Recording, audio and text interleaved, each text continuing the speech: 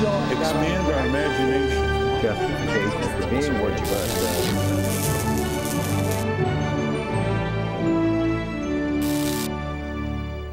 Welcome to Washington Unplugged. I'm John Dickerson. Today we're going to take our Monday look at this year's election with CBS News chief political consultant Marc Ambinder, who joins us every week for this dissection. Marc, let's start in Florida with the governor, Charlie Crist, trying to become a senator, but he's in limbo at the moment. What's up with him? And he has a big decision to make by April 30th.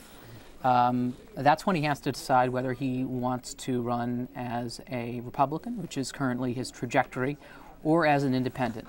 But the Republican Party in Florida has essentially given up on him, and there are signs that he's given up on the Republican Party and that he is beginning the transition ideologically and substantively to move toward that independent bid. In the polls now, the Republican primary polls, he trails by double digits to Marco Rubio. Having once been up 30 points. But in a three-way race with the Democrat Kendrick Meek, with Marco Rubio running as a Republican, Charlie Crist, is in much better shape if he runs as an independent. What happens, though, if he actually makes the shift? Because suddenly he loses a lot of the people who are supporting him as a Republican, and indeed, the question is whether he can raise enough money to compete with Marco Rubio, and Kendrick Meek will be very well funded. So he has a decision to make. And there's some talk also that he might drop out altogether and run maybe in 2012, which is also part of this limbo question.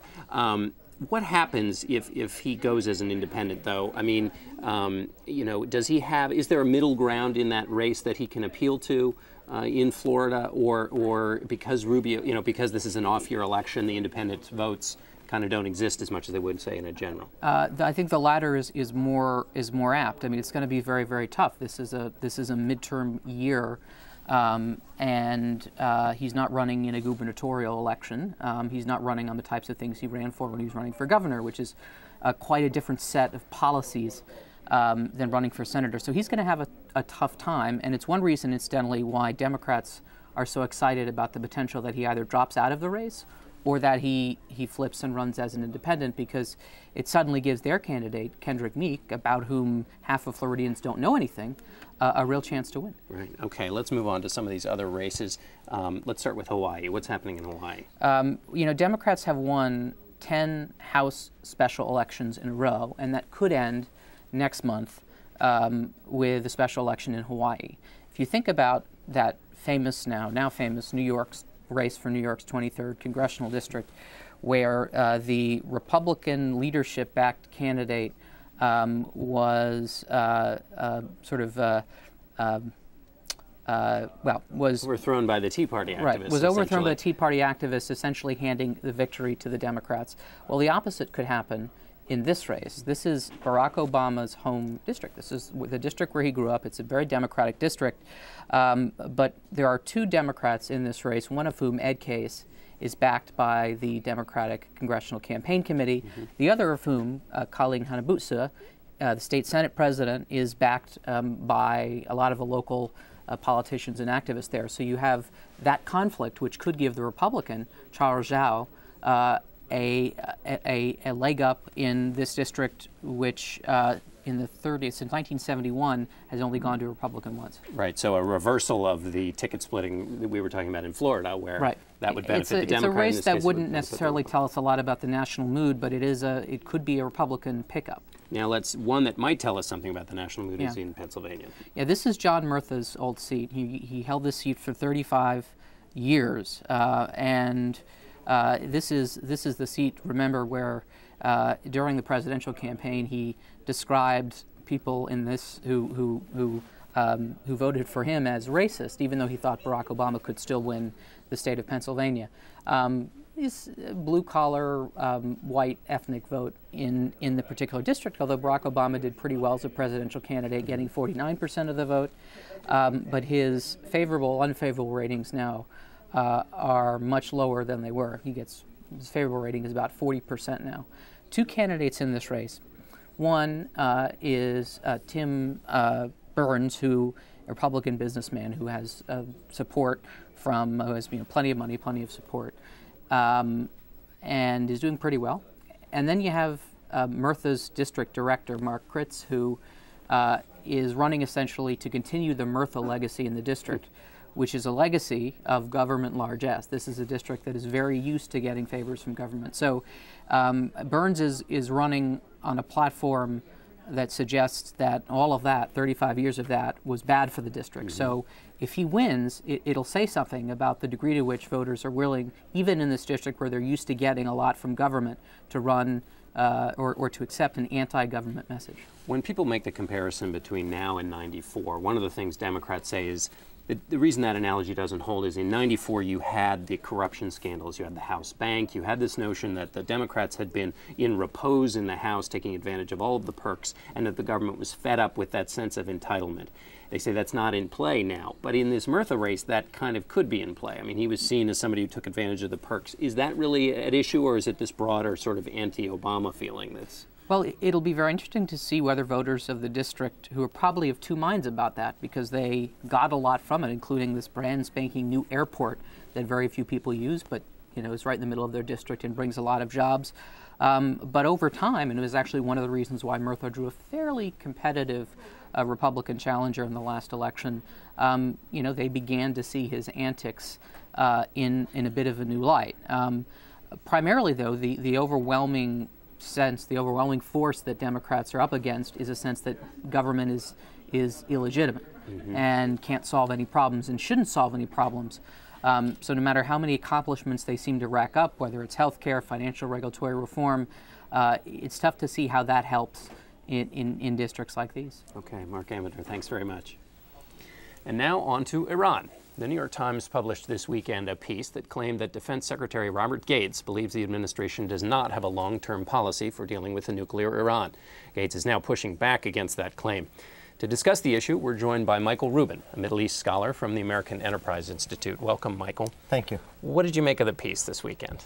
Well, I thought it was very important for the administration to recognize this. To be fair, it's not just the Obama administration that hasn't had a very coherent strategy with regard to Iran. I'm not really sure that George W. Bush or Clinton before him had a coherent strategy towards Iran. But as the clock ticks ever more towards a crisis, we're finally having this wake-up call, and that's a valuable discussion to have. Give me your sense of the tea leaves of Washington here. The Gates memo was written in January. This piece now comes out at this moment. What's your sense, if you were to make a guess about the behind the scenes, why something like this gets leaked here now, several months after the memo was written? Well, we've had a lot of discussion about red lines. President Obama had laid out red line that Iran would have to come clear with regard to its nuclear activities by the G20 summit in Pittsburgh last September. That came and went, and so it makes sense that this memo was written afterwards to say, hey, look, we need to have some real discussion. Well, now it's reemerging. Perhaps it was leaked because there's another discussion about what sort of sanctions we should impose on Iran. But then there's a whole debate about whether we should have any sanctions, whether we should have diplomacy, whether there's any sort of magic formula of the diplomatic, the economic, the informational, or even the military strategies.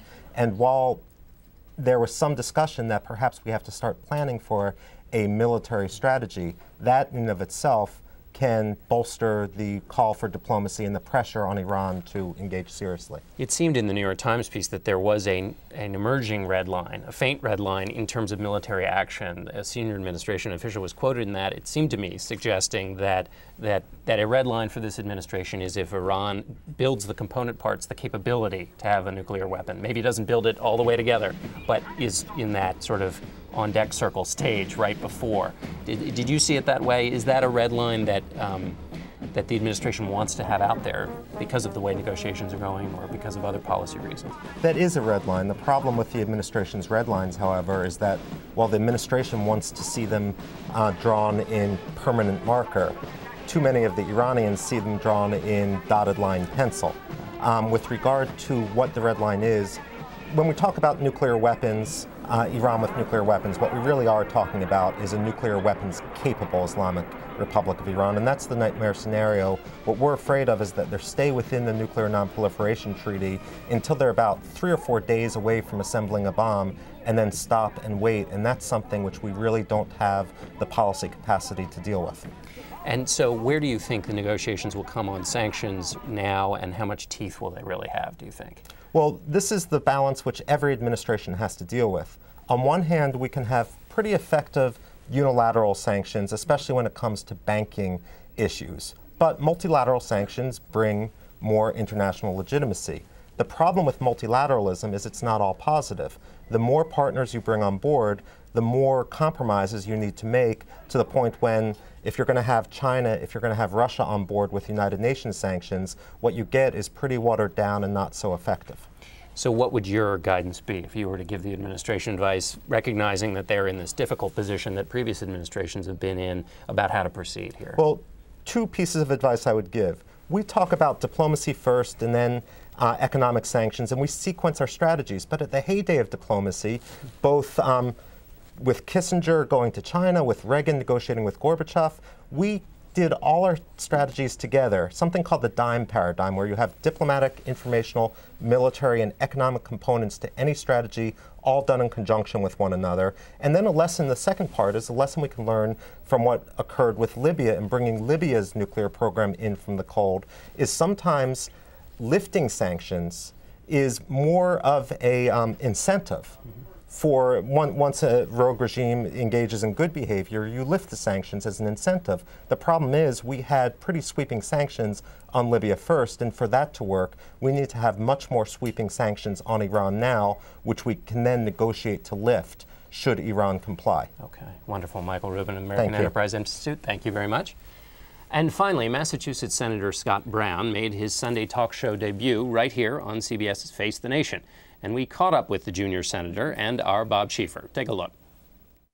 Well, it was a lot of fun for us to have Senator Brown. This was his first Sunday morning interview as a United States Senator. So I really enjoyed getting his assessment of what he thought his election meant, and also what he thought of Washington. Now he's been here a while. But Washington is broken. The perception is correct. He's pretty good at what he does. I think he probably was pleased with the interview. I pressed him hard on a couple of things, or at least I thought I did. How can you say that? Well, but he seemed to handle the questions very well. I don't think he told me anything he didn't want me to know, but that's just fine.